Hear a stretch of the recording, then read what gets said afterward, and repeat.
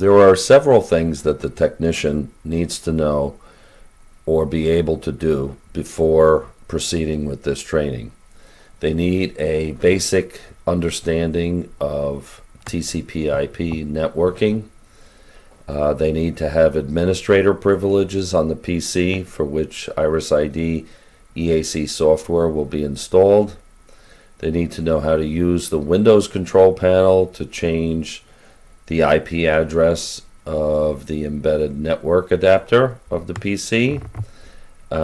Be able to use a browser to access a static IP address of a device connected to that PC, and can be able to or be authorized to temporarily disable the Windows firewall on the PC which is running the Iris Access EAC software. The ICAM 7 option modes used in this training module are Option 1 and Option 3. The default operation mode of the ICAM out of the box is Option 1.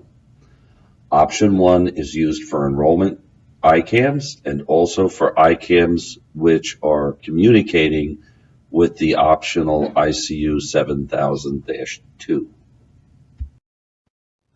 The function of the ICU is to perform iris matching, converting a live iris image to an iris template and then matching it against the database list of iris templates.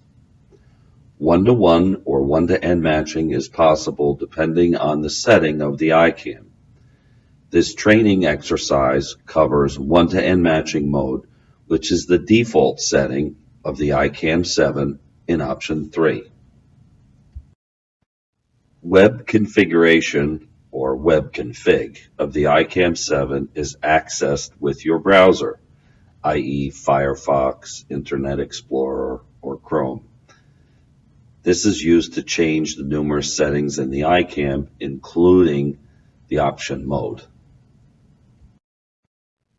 Iris Server is responsible to distribute iris data to ICAMs and perform a host of other housekeeping functions as well. Iris Server can be run as a Windows service or as a console application, but not both ways at the same time. Details about the other applications will be provided later in this training. The configuration depicted in this diagram shows operation assuming the use case is one-to-N matching. The ICU 7000-2 controller is optional and used only in installations where iris biometric data and weakened output are on the secure side of the door. Each ICAM requires 12 to 24 volts DC and an Ethernet connection along with a static IP address. An enrollment camera is only used for enrollment. At-door enrollment is not directly supported with Iris Access EAC.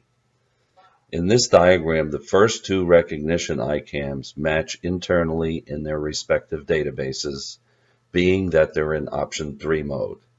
The second two ICAMs to the right, in Option 1, send an encrypted image to the ICU. The iris matcher is in the ICU, and then the weekend is output from the ICU or from the ICAM, depending on how the ICU is configured. The diagram does not provide any detail as to the operation of the ICAM with respect to one-to-one with a card, one-to-one with a smart card, or three-factor authentication. These more complex operations will be discussed in future training modules. Using the web configuration page of the ICAM, you will notice two primary operational modes. Option 1 is used for enrollment primarily. Option 1 is also used when an ICAM is used in conjunction with an ICU 7000-2 identification control unit. The use of the ICU 7000-2 is not covered in this training module. We are only covering the basics of enrollment with Option 1 and one-to-N identification with Option 3 in this basic training course. ICAM Manager mode is used with the ICAM Entry application software and ICAM Manager SDK. This operational mode is not covered in this training module. You may notice this warning when attempting to log into the ICAM 7 web configuration page. Don't be concerned, it is simply stating that the SSL certificate is not applied to the ICAM itself. In an effort to make the ICAM more secure, SSL is applied to the web server to prevent malicious internal attacks. Please refer to the hardware guide which was in the box with your ICAM 7. There may be some slight variation depending on the model you have. For this training exercise, you will need to minimally connect the network and power to the ICAM 7. If you have a weekend-based access control panel handy, all the better. Hook up the weekend output to the panel too. Remember, we are doing 26-bit weekend in this exercise. Stick with that card format until you have some comfort level with the basic system operation. Since this training is for the novice, we will assume you have already installed Iris Access EAC software using the Microsoft Access database option by default. All ICAMs are shipped with a default IP address of 192.168.5.100. Please change the IP address accordingly with a connection of only one unit at a time to a PC to configure the IP addresses required. It may be necessary to upgrade, or downgrade the ICAM firmware to match your version of Iris Access software. But be assured if there is a mismatch, the error will be reported in Iris Monitor. For now, turn the PC's firewall off. Later on, you can see the list of ports which need to be opened for the various Iris Access applications. Since you have installed the EAC software successfully, we will now proceed to configure and test our single ICAM system. We saw in the system configuration previously, one of the ICAM 7s is used as a dedicated enrollment station in the security office. For this exercise, we will simply switch the ICAM 7S unit between the enrollment mode and recognition mode since we only have one Iris reader available at the moment. The list on this slide is an abbreviation of the steps needed to set up the training system. The basic steps are quite simple as 1, 2, 3, and number 4 is an option. You should note that there are a number of other utility application shortcuts which will be covered in other training modules or in the included documentation. I know it's hard to resist, but don't use them just yet. Remember, our objective here is the most simple setup using the defaults in the ICAM 7. These are the key component applications you will need to use to set up the system. Note, Iris Server can be run as a service or as a console application. First-time users should run it as a console application by double-clicking the Iris Server application on the desktop. It'll pop up and then minimize itself. Since all ICAM 7 devices are shipped as enrollment devices in the option 1 mode, we will first explain the enrollment process in this training module. Iris Manager is used for a number of functions. This training module will focus on using Iris Manager to add a remote unit installed on doors as a recognition device running firmware in option 3 mode.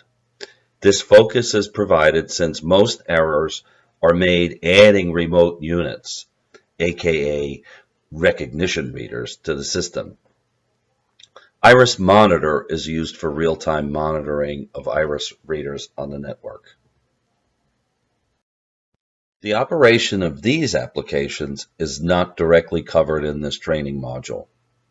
ICAM 7000 Update may be used if your ICAM firmware does not match that of the Iris Access EAC administration version. Additionally, ICU 7000s are rarely used and not covered in this training module. That being said, if you can set up an ICAM in option 3, you can easily determine how to set it up with an ICU 7000 or an ICU 7000-2. Before performing an enrollment, Iris Server must be started. When it starts, it will pop up and then disappear quickly. Subsequently, you will see an Iris Server icon will appear in the system tray. You can right-click and select Open Iris Server to see the screen as it appears here. In this screen, you will see the IP address which Iris Server is connected to on the PC. It will also indicate that Iris Server is connected to a database. Now you are almost ready to perform an enrollment.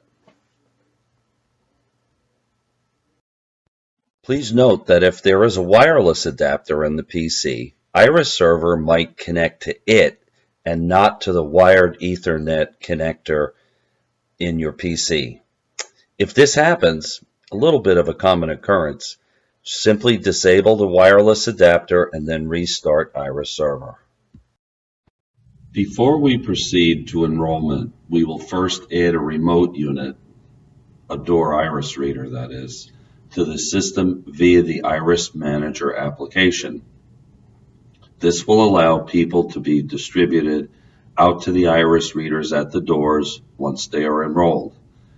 For this to happen, we're going to add a remote unit, aka an iris reader, within the Iris Manager application. Note that iris readers at doors will need to be set to option 3 mode in the web configuration of the ICAM to operate as a recognition reader.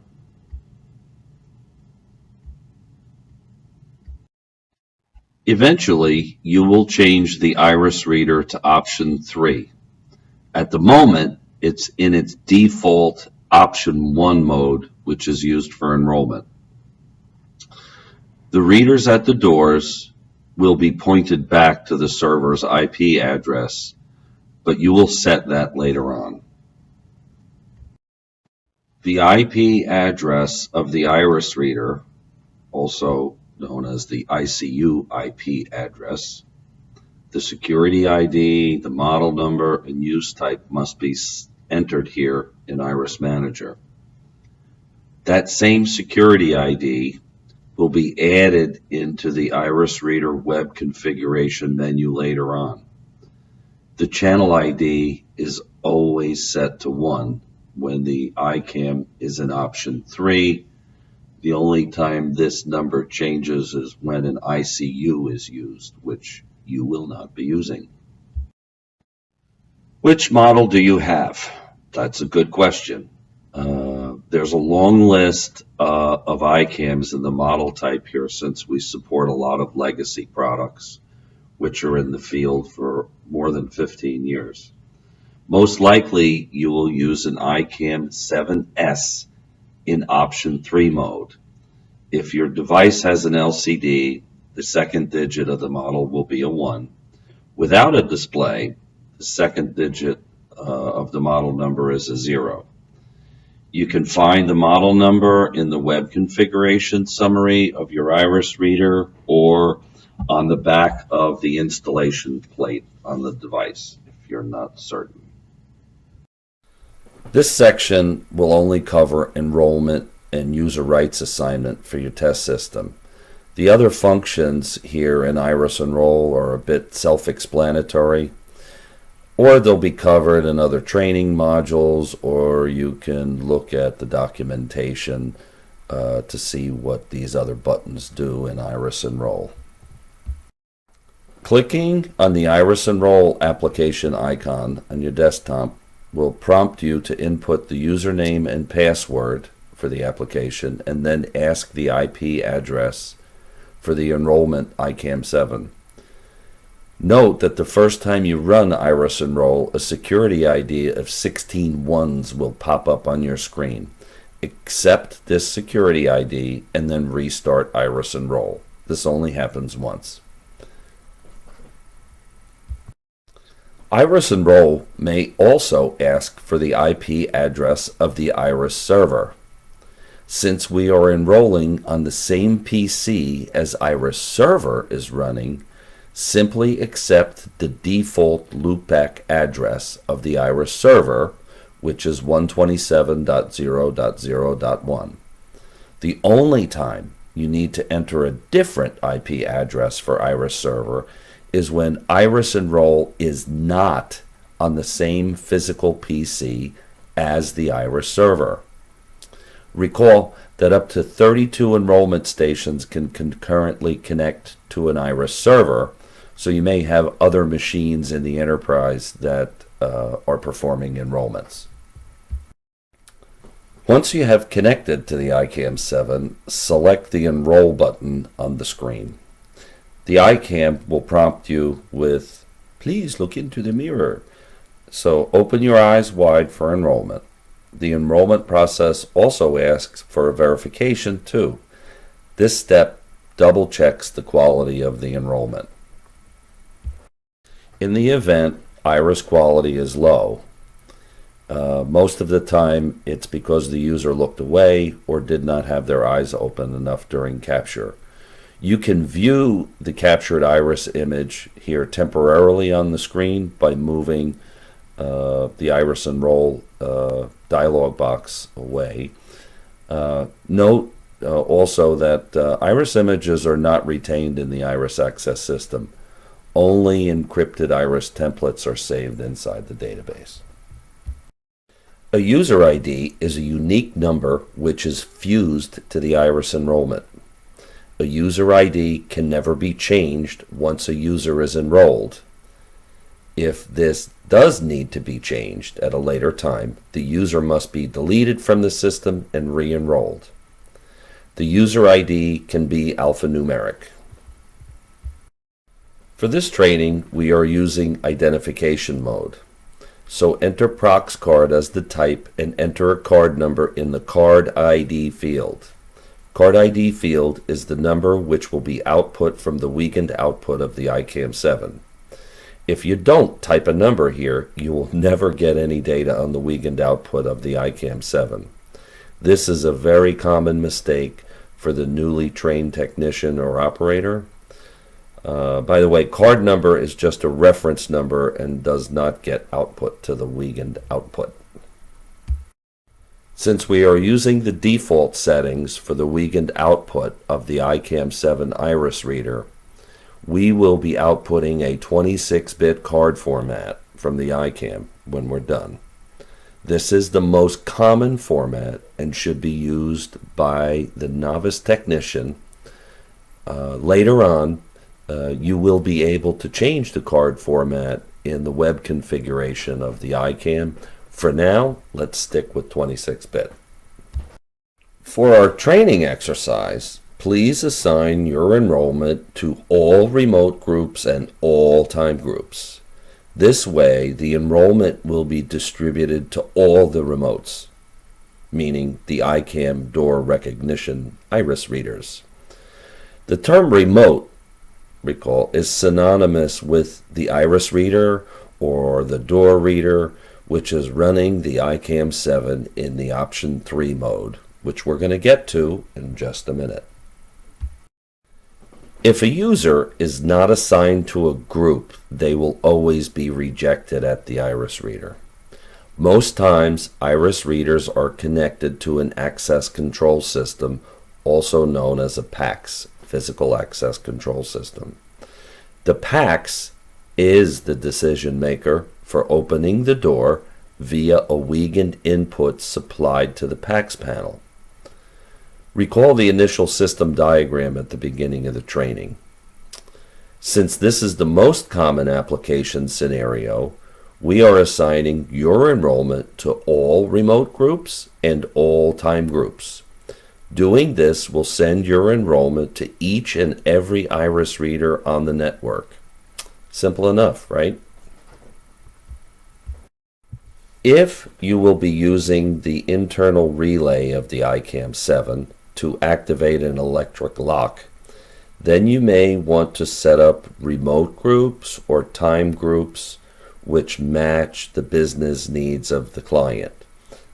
This is not the most common scenario, but Iris Access EAC can control doors directly utilizing the dry contact relay inside the ICAM. Since you have finished an enrollment, let's switch the mode of the ICAM from option 1 to option 3 so you can get identified. Use your browser to open the ICAM web configuration page. You may see a security warning. Please accept the security warning and continue to the web page of the ICAM 7. This is an erroneous error reported from the SSL page in the ICAM 7. Enter the IP address of the Iris server PC and also include the security ID you entered for the remote unit you previously set up in the Iris Manager application. This is a pretty straightforward process, so all the minute details and every possible screenshot for this particular operation are not included on this screen.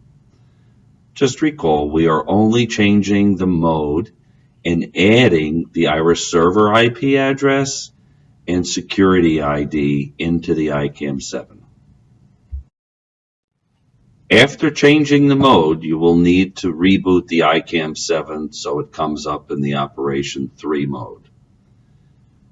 For the purposes of this basic training, the plethora of other settings in the ICAM are not covered in this module. We don't recommend fooling with those just yet. Let's get the basic operation up and running with one ICAM 7. We are using the ICAM with its default settings, and our objective for this module is to become familiar with the initial setup process of a single ICAM 7 in the identification mode. So now you have successfully created a remote unit in the recognition mode. If you open Iris Monitor, you will see the remote unit is connected to the server with a small red plus sign in the remote unit tab. This is if there were no typos. You should get identified by the ICAM. Here, congratulations are in order. Any additional remotes can be added via Iris Manager.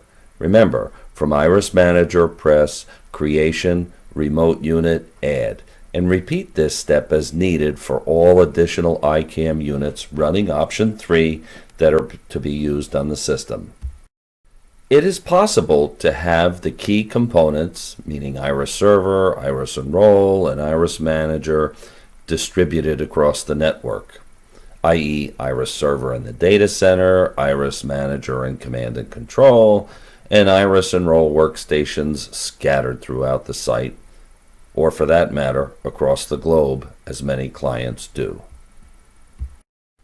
Installation of individual components is achieved by selecting Custom Install of the Iris Access software and only choosing those components which are needed on that particular workstation.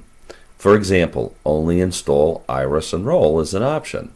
But don't forget, that workstation needs to also be added to Iris Manager as an authorized enrollment unit with its static IP address and a corresponding security ID string of 16 characters. I feel it's necessary to mention that only one Iris Manager can be running on the system at any given time. If there are multiple workstations that need to use Iris Manager, be sure to set the automatic log off in the Iris Manager application. You'll find it in one of the settings tabs. As a final note, all applications can run on the Iris Server PC using the local loopback address for Iris Server. If you don't know what a loopback address is, you should study up a bit on networking. This example training used only one PC for all of the Iris Access EAC applications. If Iris Enroll, Iris Monitor, or Iris Manager needs to be run on other PCs in the enterprise, separated from Iris Server, choose a limited install on those PCs when running the Iris Access EAC software installation program. The notes on this screen are presented for your future reference.